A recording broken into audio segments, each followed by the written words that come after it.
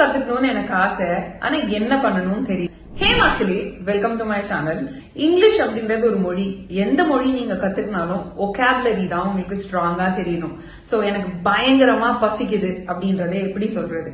பசின்ற வார்த்தைக்கு உங்களுக்கு ஒகாபுலரி தெரியணும். பயங்கரமா அப்படின்னு சொல்றதுக்கு எப்படி சொல்றது அப்படின்னு உங்களுக்கு தெரியணும். சரிதான், எனக்கு ஒகாபுலரி தெரியல, அப்ப நான் என்ன பண்ணட்டும் அப்படின்னு கேட்டீங்கன்னா, இதுக்கு முன்னாடி சொன்னதுதான் சாட் ஜிபிடின்றது ஒரு ஏஐ. நான் பார்த்ததுலயே ரொம்ப இஃபெக்டிவான ஏஐ. இப்ப சாட் ஜிபிடில போயிட்டு நீங்க டங்கிலீஷ்லயே பயங்கரமா பசிக்குது இங்கிலீஷ்ல எப்படி சொல்றதுன்னு நான் கேட்டிருக்கேன். அதுக்கு அது சொல்லுது, you can say I am extremely hungry or I am starving.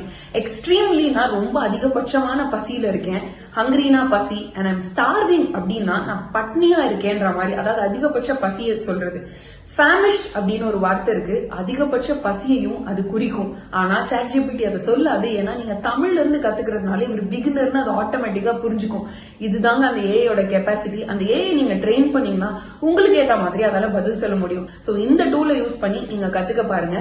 அதுல எப்படி ப்ராம்ப்ட் பண்ணணும் அப்படின்னு உங்களுக்கு தெரிஞ்சுக்கணும்னா கமெண்ட்ல சாட் ஜிபிடின்னு சொல்லுங்க. இன்னொரு வீடியோல ப்ராம்ப்டிங் எப்படி அதை ட்ரெயின் பண்றதுன்னு நான் உங்களுக்கு சொல்றேன். இந்த மாதிரி மோர் இன்ட்ரெஸ்டிங் வீடியோஸ்க்கு லேர்ன் வித் நடி ஏன் பேஜ மறக்காம ஃபாலோ பண்ணிடுங்க. பை மக்களே.